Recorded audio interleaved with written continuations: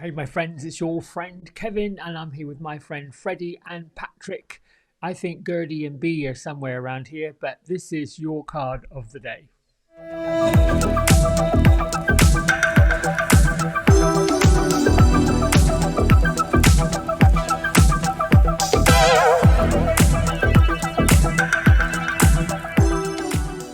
All right, so this week we have been using fairy tarot cards by Radleigh Valentine.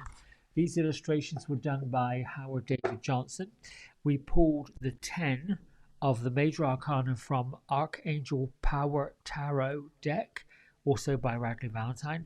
This card features Archangel Jeremiel, the Archangel of Life Review, who's been with us all week, influencing our fairy cards of the day.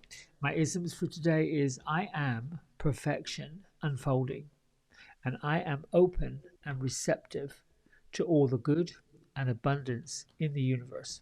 So, I start off with these isms, which oddly enough sometimes influence him with the cards and sometimes has a message within a message to set the tone.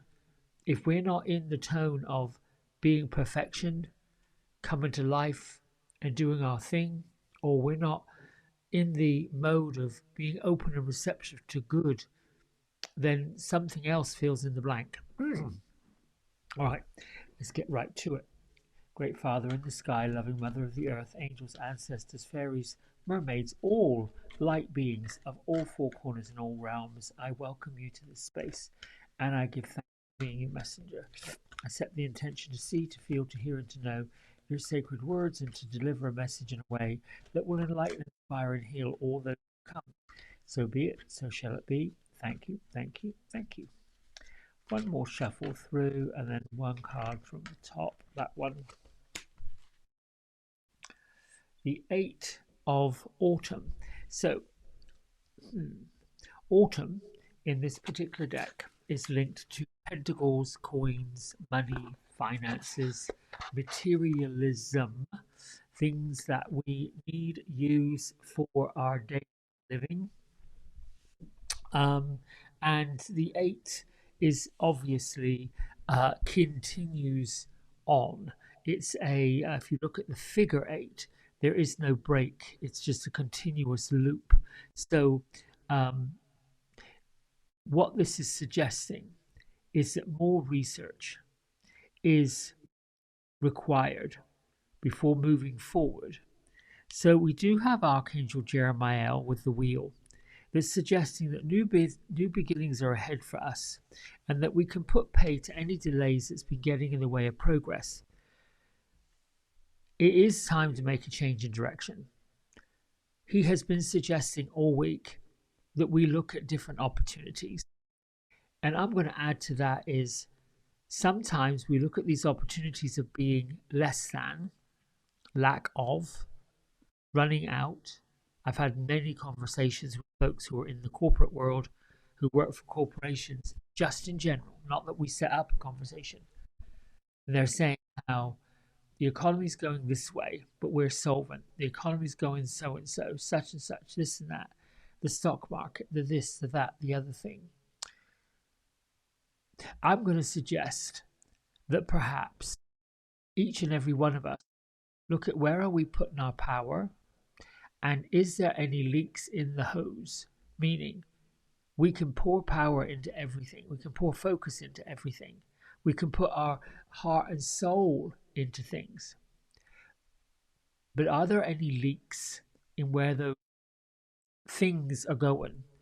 Have we also put power into other things that might be zapping or influencing or getting into the way of the flow of the right kind of power? Meaning, if you're not looking at yourself as perfection unfolding, how are you looking at yourself?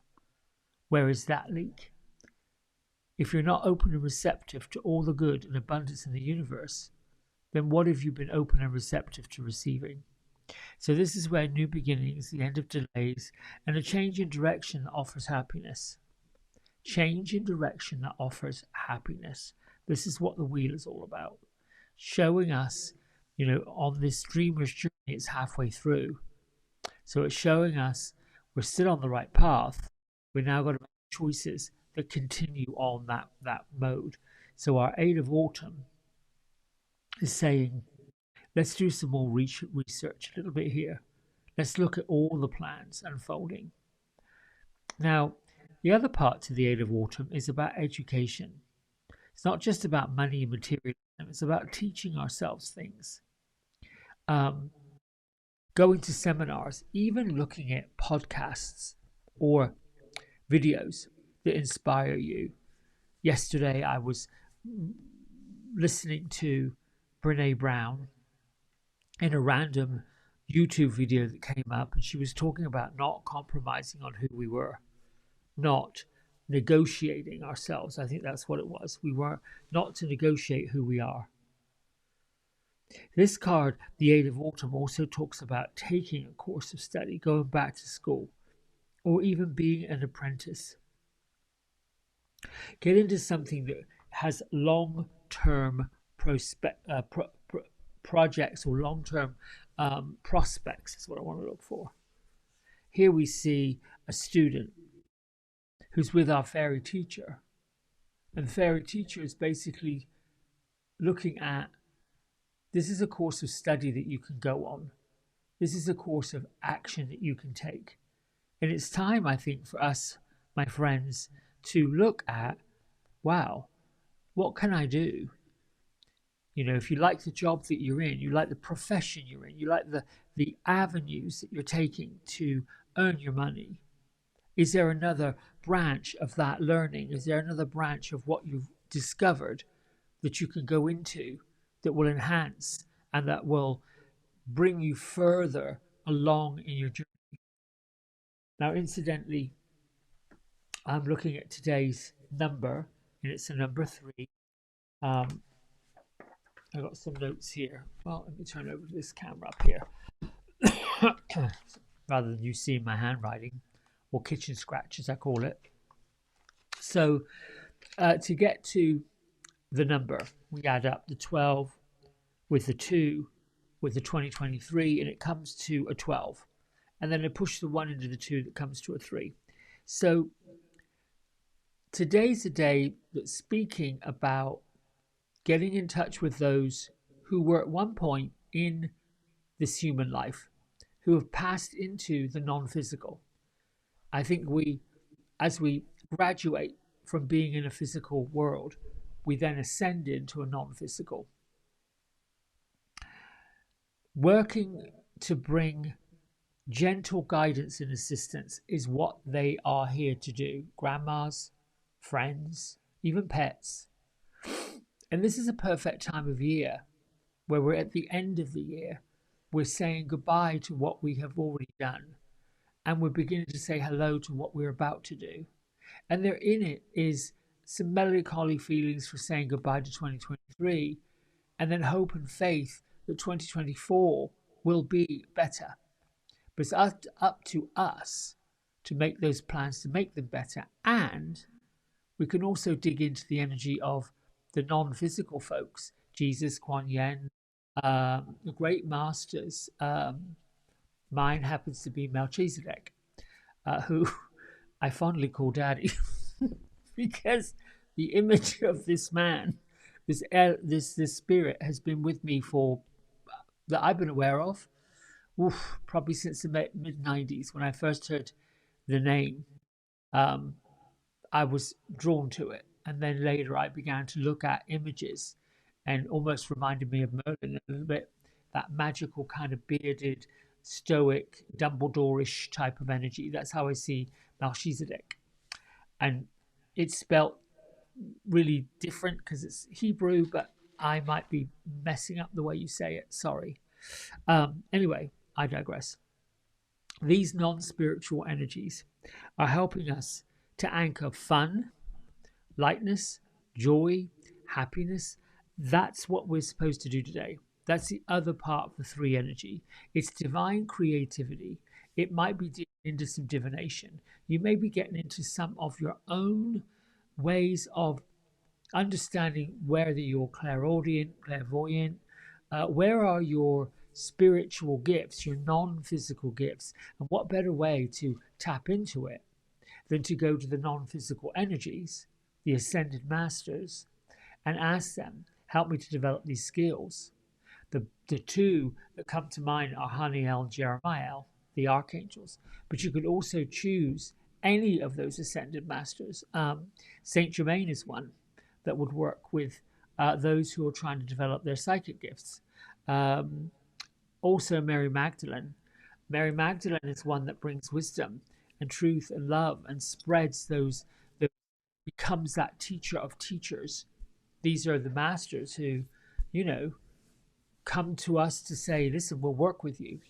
The part that the humans don't get, or the part of humanity that we're not getting, is that we've been taught since we were little tots that these ascended masters, these ones who have gone before us, that have done amazing, incredible things, they're somehow on a level that we somehow don't have access to.